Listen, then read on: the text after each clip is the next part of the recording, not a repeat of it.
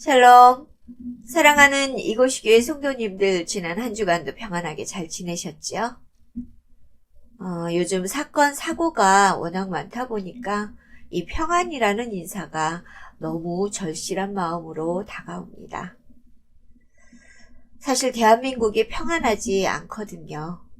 우리 모두가 알듯이 이태원의 할로윈 파티에서 벌어진 재난으로 인해서 많은 젊은이들이 안타깝게도 유명을 달리했기 때문입니다.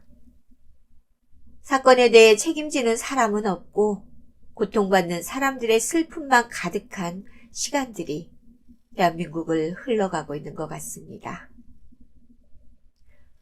이처럼 평안하지 못한 한국 사회 안에서 살아가야 하는 우리들은 그럼에도 주의 품 안에서 세상의 어떠한 소요에도 흔들림 없이 하나님께서 허락하신 참 평안에 거할 수 있음을 감사한 마음으로 고백해보는 오늘입니다.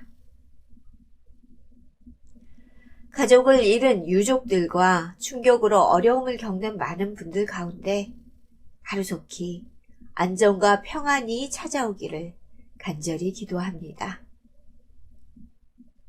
오늘 하나님께서 이곳이 교회에 허락하신 본문은 갈라디아서 5장 1절에서 6절까지의 말씀입니다.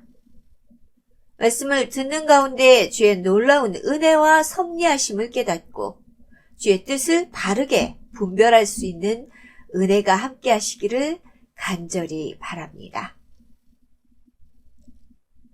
갈라디아서는 사도 바울에 의해 기록된 서신서입니다. 바울이 3차 선교 여행을 하던 주 53년에서 56년경쯤 쓰인 것으로 알려져 있고 이 서신의 수신자는 갈라디아 교회였습니다. 갈라디아 지방은 사도 바울이 1차 선교 여행 때 복음을 전한 지역입니다. 그는 이 전도 여행을 하는 과정 중에 유대인들의 박해를 받았고 그들을 피해 도망해야 했었고 또 그를 쫓아 악착같이 온 유대인들에 의해서 돌에 맞고 성 밖에 버려져서 생명의 위협까지 받기도 했었던 곳입니다. 이처럼 갈라디아 지역은 유대인들의 영향력이 유독 강하게 작동했던 곳으로 바울이 서신을 쓴 당시 갈라디아 교회 역시 이 유대인들의 영향력 아래에서 할례와 율법 준수의 문제를 놓고 혼란스러운 상태를 겪고 있는 것으로 보입니다. 그래서일까요? 바울의 다른 서신서들의 초입에 사용하던 첫 인사가 갈라디아서에서는 생략되고 있는 것을 볼 수 있습니다. 그는 수신자들에 대한 감사와 그들을 위한 기도를 생략하고 자신의 사도성에 대한 변증을 먼저 나열한 후에 1장 6절에서 바로 그들의 당면한 문제들을 이렇게 지적하게 됩니다. 그리스도의 은혜로 너희를 부르신 이를 이같이 속히 떠나 다른 복음을 따르는 것을 내가 이상하게 여기노라. 이 본문 한 구절만으로도 갈라디아서가 어떤 내용을 담고 있는지가 분명하게 드러남을 볼 수 있습니다. 그들은 바울에게서 전해받았던 예수 그리스도의 복음과는 다른 복음을 따르고 있다고 바울은 질책하며 글을 써 내려갔기 때문입니다. 이것은 상당히 심각한 문제점을 드러내고 있었습니다. 그것은 바울이 가르쳤던 오직 믿음으로만 구원을 받을 수 있다는 이신칭의의 신앙 대신 율법의 행위를 통해서 구원에 이른다는 다른 복음이 그들 가운데 자리 잡기 시작했다는 것이기 때문입니다.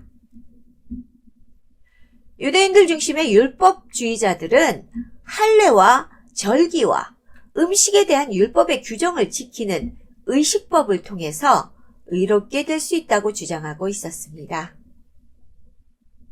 그들은 예수 그리스도를 믿어도 할례를 받고 율법을 준수하지 않는다면 구원을 받지 못한다고 말하고 있었습니다.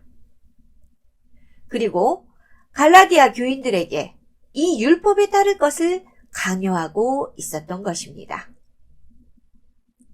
바울은 그들의 주장을 다른 복음이라고 말하며 율법의 목적은 타락한 인간이 자신의 힘과 노력으로는 결코 온전해질 수 없기 때문에 율법은 그저 그리스도를 믿는 믿음과 은혜가 아니면 결코 구원받지 못한다는 사실을 깨우쳐 알게 해주는 수단에 불과한 것이라고 말을 합니다. 바울은 율법의 이런 기능을 일컬어서 몽학선생이라고 말을 하는데요. 지금으로 보면 초등교사라고 말을 하는 것입니다. 바울의 말대로 모든 사람은 율법으로는 결코 구원에 이를 수 없습니다. 오직 예수 그리스도를 믿는 믿음으로만 우리는 의롭게 될 수 있는 것입니다. 그러나 율법으로 구원받을 수 없다고 해서 율법을 떠나서 방종하고 도덕적으로 방탕해도 된다는 말은 결코 아닙니다. 그래서 바울은 5장 13절에서 이렇게 가르치고 있습니다.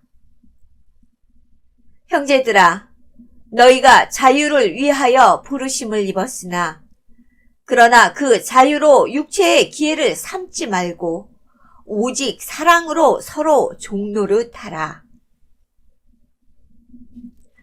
구원받은 성도의 진정한 자유는 바로 믿음 안에서 형제를 섬기고 서로서로 사랑의 종이 됨으로써 완성되는 것이라는 말입니다. 바울은 이처럼 율법의 행위로 칭의를 얻으려고 하는 이들의 문제점을 파헤치며 그들과의 논쟁을 이어갑니다. 그것이 갈라디아서의 대략적인 내용입니다. 오늘 본문은 갈라디아서의 핵심 구절 중 하나인데요. 갈라디아서의 논쟁의 주요 주제였던 할례의 문제를 다루고 있고요. 동시에 이러한 율법의 행위와 반대되는 믿음과 믿음으로 인해 주어지는 성령 체험에 대해 다루고 있습니다. 또한 예수 그리스도 안에서 성령의 인도하심으로 누릴 수 있는 그리스도인의 참된 자유와 믿음으로 인해 따라오는 윤리, 곧 사랑에 대해서도 언급하고 있습니다. 그리스도께서 우리를 자유롭게 하려고 자유를 주셨으니 그러므로 굳건하게 서서 다시는 종의 멍에를 매지 말라. 먼저 바울은 본문 1절에서 성도들이 예수 그리스도를 믿음으로 말미암아 얻은 자유에 대해서 언급을 합니다. 그는 예수 그리스도께서 십자가를 지시고 우리를 죄에서 자유케 하신 이유가 무엇인지를 설명합니다. 그것은 율법을 지켜야만 구원에 이를 줄 알고 그 모든 율법에 묶여 얽매였던 사람들에게 자유를 주시기 위함이었습니다. 바울은 만약 할례나 율법의 행위를 통해 의롭게 되고자 하는 사람이 있다면 그는 율법의 단 하나라도 완벽하게 지켜내야 한다고 말을 합니다. 왜냐하면 율법은 단 하나를 어겨도 율법을 범한 범법자라고 규정하고 있기 때문입니다. 보라, 나 바울은 너희에게 말하노니 너희가 만일 할례를 받으면 그리스도께서 너희에게 아무 유익이 없으리라. 내가 할례를 받는 각 사람에게 다시 증언하노니 그는 율법 전체를 행할 의무를 가진 자라. 인간이 아무리 열심을 다해 율법을 지키려 한들 이 어마어마한 율법의 모든 규례를 완벽히 지킬 수는 없었습니다. 또 설사 그 모든 율법이 행위를 완벽하게 지킨들 그것은 도덕적인 죄를 가볍게 해줄 뿐 모든 죄에서 우리를 완전하게 구원할 수 없다는 것입니다. 그래서 예수 그리스도께서 친히 십자가를 지시고 보혈을 흘려주심으로 율법으로는 얻을 수 없는 완전한 죄사함과 의롭게 됨을 우리에게 선물하셨던 것입니다. 그런데 지금 갈라디아 교회는 그리스도의 보혈을 통해 믿음으로 죄와 율법의 굴레에서 자유로워진 성도들이 다시 그 굴레를 지려하고 있습니다. 우리를 자유롭게 하시기 위해 십자가에서 흘리신 그 보혈이 헛되게 만드는 일을 그들은 지금 하려고 하는 것입니다.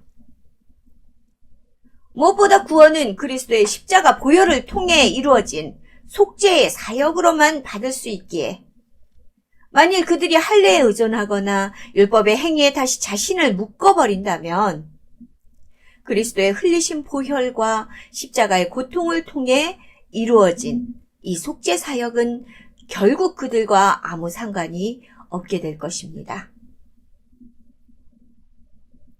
율법 안에서 의롭다함을 얻으려 하는 너희는 그리스도에게서 끊어지고 은혜에서 떨어진 자로다. 바울은 본문 4절에서 그런 이들을 하나님의 은혜에서 떨어져 나간 자라고 단호하게 선언하며 경고를 합니다. 의롭다함을 얻는다는 것은 오직 그리스도를 믿는 믿음만을 통해서 하나님의 은혜로 주어지는 것이기 때문입니다. 누군가 율법을 통해 의를 얻고자 하는 자는 결국 불가능한 것을 바라는 자이며 이미 그리스도를 믿는 온전한 믿음을 잃은 자로 그리스도의 은혜에서 멀어진 자이기 때문에 하나님의 은혜가 그에게 닿지 않는 것입니다. 국민일보 겨자씨라는 기곤 안에 게시된 안산제일교회 고은 목사의 글 중에 다음과 같은 글이 있습니다. 율법은 가치 없는 것으로 더 가치 있는 것을 속량하는 것이다. 비둘기, 참새, 양, 염소, 황소를 희생하여 인간의 죄를 용서하고 구원받게 하는 것이다. 그러나 복음은 가치 있는 것으로 가치 없는 것을 속량하는 것이다. 예수 그리스도의 희생과 보혈로 무가치한 우리를 죄에서 속량하여 용서받고 구원받게 하는 것이다. 공감하시겠습니까? 율법은 아직 그리스도께서 우리를 죄에서 속량하기 전 인간들이 죄의 무게를 감당할 수 없는 것을 안타깝게 여기셨던 하나님의 은혜로 주어진 속죄의 도구에 불과했지만 이제 하나님의 본체이신 예수 그리스도께서 친히 자신의 고귀한 몸과 피를 흘려서 희생하셨고 그 결과 죄에서 우리를 영원히 자유롭게 하셨던 것입니다. 그런 고귀한 희생으로 얻은 자유를 버리고 다시 죄와 율법의 굴레로 돌아가려는 어리석은 행동을 보인 갈라디아 교회 성도들의 모습은 참으로 안타까운 마음을 들게 합니다. 제가 존경하는 목사님이고 신학자이기도 하십니다. 존 파이퍼 목사님의 일화를 잠깐 들려드릴게요. 존 파이퍼 목사님이 20년 전에 베들레헴 교회에 부임했을 때 교회에서 이상한 서약을 발견했습니다. 그것은 우리는 술을 음료로 사용하거나 파는 것을 삼가한다라는 것이었습니다. 그 교회 지도자들은 성도가 되려는 사람에게 다음과 같이 이렇게 말했습니다. 예수 그리스도를 구주로 믿으며 그분을 주로 모시고 살려하며 그분의 명령을 따라 정식 세례를 받았으며 우리의 신앙 고백에 진심으로 동의하더라도 당신이 파티나 친척을 방문할 때 포도주를 마신다면 우리 교회의 교인이 될 수 없습니다. 존 파이퍼 목사님은 깜짝 놀라서 이 규정의 율법주의적, 배타주의적인 부분에 대해서 교인들에게 다음과 같이 두 가지로 이야기를 해주었습니다. 율법주의는 두 가지가 있습니다. 첫째는 행동에 대한 성경적 기준을 하나님의 호의를 얻기 위해서 자신의 힘으로 지켜야 한다는 태도입니다. 이것은 성경의 율법을 자신의 도덕성을 과시하기 위한 수단으로 사용하는 것입니다. 바리새인이 11조를 바치고 금식했던 이유가 바로 이것이며 예수님이 탕자의 비유에서 탕자 형이 취했던 입장이었기 때문입니다. 둘째, 성경이 있지도 않은 행동에 대한 구체적인 조건들을 만들어내고 여기에 맞춰서 교인이 될 자격을 판단하는 것입니다. 이것은 비성경적이며 배타주의적인 생각이라고 해야 맞습니다. 첫 번째 경우 자신의 성화를 위해 하나님의 능력을 의지하는데 실패하게 만들고, 두 번째는 다른 사람의 성화를 위해 하나님의 능력을 의지하는데 실패하게 만듭니다. 이 두 가지는 공통된 뿌리를 갖고 있습니다. 바로 불신앙입니다. 한국 교회 안에서도 이런 일들은 자주 접할 수 있습니다. 교회의 율례나 규정에 의해 혹은 교단의 규정이나 규례로 인해 소속된 목회자나 성도들이 피해를 입는 경우가 종종 있습니다. 또 흔한 예로 주일 성수, 정규 예배, 필참, 새벽 예배, 도장 찍기, 11조 엄수, 금주, 금연 등등이 있는데요. 사실 이 모든 규례가 성경과는 전혀 상관없이 사람들에 의해 만들어졌습니다. 새벽 예배의 경우를 들어보자면, 엄밀한 말로 새벽 예배는 우리 선조들이 지신들에게 새벽에 정한 수를 떠놓고 기도하던 것을 기독교에서 받아들여 유래했습니다. 그런데 마치 새벽 예배를 열심히 나가면 그 사람은 정말 훌륭한 신앙인인 것처럼 보거나, 반대로 공예배를 모두 참석하지 않으면 그 사람의 신앙이 별거 아닌 양 취급되는 일이 참 많습니다.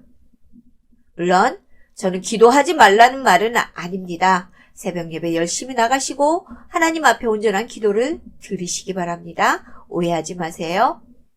다만 정말 성경적인 것이 아닌 사람의 편의를 위해서 만든, 혹은 성도들을 모으기 위해서 만든, 혹은 우리 교회 이런저런 행사를 하고 있어라는 홍보에 가까운 자랑거리를 위해 만든 규례들이 하나님 앞에 온전한 신앙과는 크게 관련이 없다는 말입니다.